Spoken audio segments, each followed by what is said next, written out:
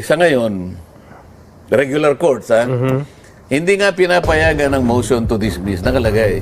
Sabi niya, the defendant is now ordered to file his or her reply, not a motion to dismiss. Yun. Within a period of blah, blah, blah. Pero, ang isa naman ngayon na innovation ng korte, ang una niyang didinggin yung affirmative defenses. Okay. Kasi yung dinimanda mo si Nelson, ikaw ang plaintiff dyan. Opo. So, ang defendant Opo. si Nelson. Si Nelson, nakita niya, walang jurisdiction to. So, pagsagot niya ngayon, ang unang affirmative defense, walang jurisdiction. Yun ilalagay mo eh. Ngayon, ang korte, bago niya pagpasyahan, mag-trial tayo on the merits, titingnan niya yung affirmative defenses. Nakita ng impeachment court, teka muna, parang may mali sa pangyayari kasi. Bakit kanya napag-alaman namin na meron palang 3 impeachment complaints ang ipinail sa House of Representatives December pa 2024. Yung una ipinail ng December 2. Yung isa sumunod December 4.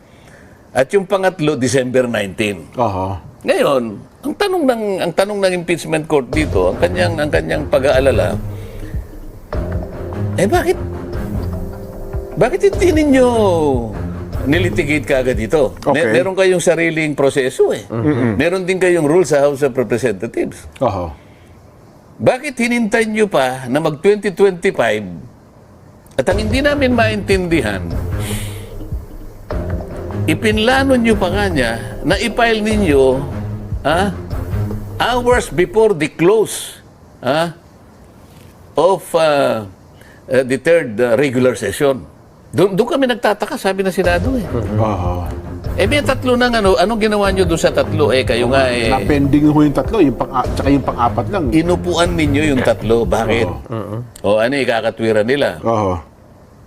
Hindi naman namin, yan. Teka muna, anong ginawa nyo? Sapagkat kung isasalang-alang ninyo ang inyong rules, kapag binasa ninyo ang rules ninyo, ang nakalagay doon, kapag ka nagsumite, pag nag-file ng impeachment complaint, verified, yung isang partido, katungkulan ng Secretary General to immediately refer it to the Speaker's office. Merong word na immediate eh. Immediately.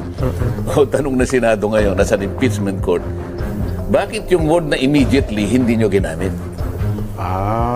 So, ba't hindi nyo ni-refer? Samantalang... sasabihin ng... sabi siguro, anong pakialam mo doon? Hindi, teka muna. Kayo binayolate niyo yung rule nyo eh. Pagkatas kayo pipilitin nyo kami forthwith. Pinagmamadali nyo kami, pero kayo hindi kayo nagmadali. Sa lalong madaling panahon daw po, forthwith eh.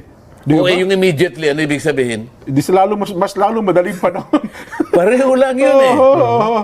May katwira, sabi niya. Nakalagay, the Secretary General shall immediately refer it to the office of the Speaker. Ngayon, 3 dyan ang ipinail noong December. May panahon pa eh. Ngayon, ang tanong ko sa inyong dalawa ngayon, bakit ang Secretary General, despite the fact noong January 10, 2025, sinabi niya na i-repair niya na sa Office of the Speaker, bakit hindi nangyari? Hindi pa rin na-repair. Bakit walang explanation? Bakit ngayon bigla ninyong naisip, doon pa naman doon sa closing hours na? Patapos na yung tayo. Yung magsisesyon na, closing na ng session eh. Ilang oras na lang magko-close ang session, bakit doon nyo? Kaya parang merong bad faith dito. Yun ang, sa tingin ko, yun ang damdamin ng outgoing Senate. Kaya nga ang kanyang pahayag teka muna, ibalik niya muna natin. Wala pa kanya, i-attest ninyo kung wala kayong paglabag sa 1-year ban rule. Kasi, alam mo dyan, nakalagay sa ating batas nga, isa lang na impeachment ang ipapile mo. Sa isang impeachable official, kada taon. 2024, 3. Hindi naman namin ginalaw, kaya klasipikado na wala pang naipile. Hindi, salita mo lang yan. Ang tanong namin, ba't hindi mo nga ginalaw? Kasi parang sinadya mo eh. Nananadya ka eh. Kaya ang tanong kasi doon, kailan ba talaga nagsisimula yung day 1 nung pagtanggap ng